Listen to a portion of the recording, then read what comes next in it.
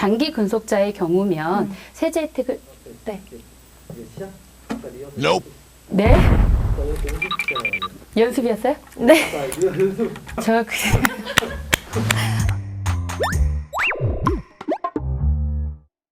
네, 이번 시간 한투와 막차터 시간에는 우리 고유화 대리님과 함께 하겠습니다. 네, 우선 고유화 대리님 소개 간단히 해주실 수 있을까요? 네, 안녕하십니까. 한국투자증권 서강주 PB센터의 고유화 대리입니다. 만나서 반갑습니다. 네, 반갑습니다. 네, 제가 이전에 한투와 막차터 방송을 봤는데 정말 여러 설명을 많이 유익하게 해주시더라고요. 혹시 퇴직해 보신 적 있으세요? 아직 퇴직 안 이제 해보셨어요? 취직 한 번 해서 어떻게 퇴직? 그래서 이번 시간에는 과연 어떤 걸 들을 수 있을까 아주 기대가 컸는데 혹시 오늘은 저희가 연금 저축 계좌에 대해서 설명을 들어보기로 했어요. 네. 그래서 우선 대리님, 연금 저축이 무엇인가요? 혹시 가입해 놓으신 게 있으세요? 아니요, 저는 말로는 많이 들어봤는데 실제로는 아직 가입을 아, 못했습니다. 제가 오늘 말씀드릴 건 세제 혜택이 들어가 있는 연금저축에 대해서 안내해 드릴 거고요. 보험사를 통해서 가입하셨다면 연금저축보험, 은행을 통해서 가입했다면 연금저축 신탁, 네. 그리고 증권사를 통해서 가입하셨다면 연금저축 계좌로 이름이 부여되고요. 네. 저는 이제 오늘 연금저축 계좌에 대해서 또 더 중점적으로 설명해 드리겠지만 네. 연금저축을 운용하는 방법이라든지 납입하는 방법, 인출하는 방법, 수령하는 방법이 다 다릅니다. 그러면 가입하기 전에 내가 생각하는, 내가 원하는 금융기관을 선택하고 가입하셔야 되고요. 내가 한 달에 얼마를 넣을 건지, 그리고 어느 기간 동안 넣을 건지, 그리고 노후에 얼마를 받을 건지, 그래서 이자가 정해서 가입이 된다라고 보면 은행과 증권사의 경우에는 가입하고 난 다음에 내가 넣고 싶을 때 넣고 그 다음에 투자하고 싶은 상품을 정하고 실적 배당 상품으로 투자를 할 수 있다라는 장점이 있고요. 네. 이제 그러면 은행과 증권사의 차이가 뭐가 있을까 생각해 보면 증권사 같은 경우는요 ETF 매매를 할 수 있다라는 장점이 또 하나 더 네. 부과됐다라고 네. 보시면 아무래도 세 개의 금융기관을 판매하는 것 중에 투자하는 상품으로는 증권사에서 판매하는 연금저축 계좌가 가장 큰 장점을 가지고 있다라고 생각합니다. 다른 그 연금저축 계좌가 실적 배당 상품으로 가입돼 있기 때문에 네. 운영되는 그 금융사별로 수익률이 조금 다른데요. 네. 10년을 투자했다라고 보면 증권사에서 운영했다면 평균 수익률이 7.7%, 네. 그리고 보험사를 통해서 가입했다면 연 5.4%. 차이가 크네요. 네, 그리고 네. 은행 신탁을 이용했다면 연 4.4%의 수익이 나오기 때문에 네. 세제 혜택을 고려해서 수익률을 본다라고 해도 연금저축 계좌가 가장 활용도가 좋다라고 생각합니다. 네, 대리님 말씀처럼 정말 이 퍼센테이지가 다르잖아요. 이익 네. 얻을 수 있는 이 연금 저축 계좌가 정말 그 이윤이 큰데 혹시 그렇다면 그것 말고도 다른 장점이 있을까요? 연금저축 계좌에 가지고 있는 장점이 정말 많은데요. 네. 제가 만약에 설명한다고 하면 저 2시간도 넘게 설명할 수 있을 것 같습니다. 네, 들을 자신 있습니다. 네. 네. 가장 큰 혜택은요. 앞에 말씀드렸던 것처럼 세제 네. 혜택이 정말 큰 것 같아요. 음. 근로자의 경우에 저희가 월급을 받고 급여를 받고 세금을 내고 있잖아요. 이 세금을 절세할 수 있는 방법 유일하게 연금저축 계좌입니다. 55세 이후에 퇴직하시는 분들이 퇴직금을 연금저축 계좌에 납입을 해서 연금으로 수령하신다면 퇴직소득세 30%의 감면 혜택도 주어지고요. 네. 또 세 번째로는요, 종합소득이 되는, 그러니까 금융기관에서 이자나 배당을 2천만 원 이상 받으시는 분들을 종합과세 대상자라고 부르거든요. 그 종합과세 대상자가 되는 고액의 소득을 가지고 계시는 고객님들의 분리과세 통장으로도 활용이 가능합니다. 퇴직연금 편에서 보시면 IRP 계좌라는 걸 저희가 안내해드렸는데 IRP 계좌는 저희가 운용할 때 100% 다 위험자산에 투자할 수 없거든요. 네. 근데 연금저축 계좌의 장점은 100% 다 위험자산으로, 그러니까 젊으신 분들이 투자에 활용하기 위한 위험자산 상품으로도 다 편입이 가능하다는 장점이 있고요. 네. 또 하나는 일반적인 상품에서 가입하는 펀드보다 운용 수수료가 조금 더 저렴하고요. 환매 기간이라고 해서 해지할 수 있는 기간에 대한 제한도 없기 때문에 연금저축 계좌를 활용하시는 장점이 또 될 수 있을 것 같습니다. 제일 중요한 건 연금저축은 누구나 가입이 가능합니다. IRP는 네. 근로자만 가입이 가능하다면 네. 누구나 가입이 가능하기 때문에 재산이 좀 넉넉하셔서 증여를 좀 생각하시는 분들이 있다면 어린 자녀들에게 월 19만 5천 원씩 적금을 넣어준다면 아이들의 노후 자금으로 그리고 좀 빠르게 증여를 진행할 수 있는 통장으로도 활용이 가능하시고요. 네.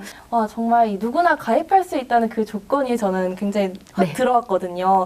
그렇다면 이렇게 연금저축 계좌의 장점을 많이 들어봤는데 장점이 있다면 아무래도 단점도 있을 것 같아요. 그래서 혹시 연금저축 계좌의 단점이 있다면 설명해 주실 수 있을까요? 연금저축 계좌의 단점이라고 해야 될지 장점을 해야 될지 네. 조금은 애매한 부분이 있긴 하지만 네. 연금저축 계좌는 납입 한도와 세액공제 한도가 조금 다릅니다. 이게 무슨 말이냐면 내가 연금저축 계좌에 1,800만 원까지 넣을 수 있다고 앞에 설명해 드렸어요. 네. 1,800만 원 넣을 수 있는데 왜 세액공제는 400이지? 네. 근데 나라에서 정해진 세금에 대한 혜택은 나에게 400밖에 주질 않은 거예요. 네. 대신에 400을 초과해서 넣은 거에 대한 자금은 언제든지 중도 인출이 가능합니다. 불이익 없이. 인출이 가능한 건가요? 네. 그래서 어떻게 보면 장점으로 네. 1,800까지 분리과세 통장으로 활용할 수 있다는 장점이 네. 될 수도 있지만 나는 1,800까지 넣지만 400까지밖에 혜택이 주어지지 않는다는 단점이 될 수도 있을 것 같고요. 네. 또 하나는 연금저축을요. 고객들이 이렇게 생각하세요. 내가 필요하면 언제든지 해지하면 되지. 네, 맞아요. 그렇지만 네. 사실 이거는 목돈 마련용으로 사용하시기보다는 저축용 그리고 노후 자금으로 생각하셔야 되세요. 네. 해지했을 때 불이익이 좀 큽니다. 어떤 불이익이 일단 보험에다가 만약에 가입을 했다면 네. 보험은 기간을 채우지 못한 거에 대한 중도 해지 수수료가 좀 크게 나올 수 있어서 네. 단기간에 해지했을 때 내가 넣은 돈의 절반 이상을 못 받으실 수도 있으세요. 네, 그리고 네. 증권사나 은행 같은 경우는 내가 세액 공제 받은 부분, 그러니까 16.5%의 세액 공제를 네. 받았잖아요. 이거에 대해서 세금을 환급하셔야 됩니다. 그래서 네. 오랫동안 노후 자금을 위해서 납입을 하다가 갑자기 내가 급하게 자금이 필요해서 해지했다. 그러면 10년 동안 쌓아온 16.5% 그러면 1,000만 원 넣어놓으면 165만 원의 네. 세금이 추징되기 때문에 노후 자금으로 내가 꼭 이 돈은 안 빼겠다 생각하실 때 넣으셔야 될 것 같습니다. 네, 그래도 그 사용 목적과 뭐 용도를 잘 알고 쓴다면 아무래도 장점이 훨씬 더 많은 상품이라 저는 생각이 들거든요. 네.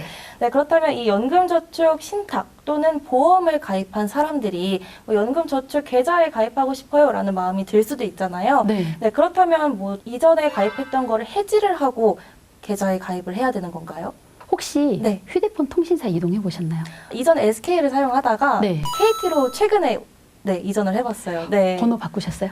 번호는 그대로 했던 것 같아요. 그쵸? 네. 똑같이 생각하시면 되세요. 네. 내가 보험에 가입을 했는데요. 증권사로 이동하고 싶다면 내가 처음에 가입했던 기간 그대로 증권사로 이전이 됩니다.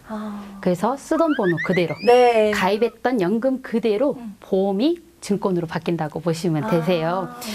보험의 경우에는 조금 주의하셔야 될 게 간혹 특약이 들어간 연금저축이 있습니다. 네. 그래서 특약이 있는지를 확인하시고 특약이 없다면 증권사로 이전이 가능하시고요. 은행도 마찬가지로 은행의 확정금리로 가입이 되어 있다면 이 해지할 때의 기간에 대한 수수료가 있을 수 있으니까 그 부분을 확인하시고 이전하시면 되는데요. 통신사 이동하실 때 통신사에서 사인만 하면 바로 이전이 되셨죠? 네. 똑같습니다. 저희 쪽에 그 모바일로 저희 한국투자증권 어플을 네. 열고 계좌를 개설하신 다음에 연금 이전 신청을 하시게 되면 가입했던 연금에서 고객님께 바로 2일 이내에 전화가 가거든요. 네. 그러면 내가 처음에 가입했던 기관에서 전화가 오면 그 전화 받고 나면 바로 이전 신청이 완료됩니다. 굉장히 간단하게 이전을 할 수가 있네요. 네, 그래서 연금저축 계좌를 이전하시고 난 다음에 제가 설명해드렸던 상품으로 투자하실 수 있습니다. 잘 몰랐는데 이렇게 휴대폰에 비유를 해주시니까 쏙쏙 들리는데요. 네, 그렇다면 이 연금저축 계좌를 초보자 입장에서 운용을 하게 된다면 혹시 운용 팁 또는 뭐 어떤 상품 위주로 봐야 하는지 이런 팁 같은 거 알려주실 수 있을까요?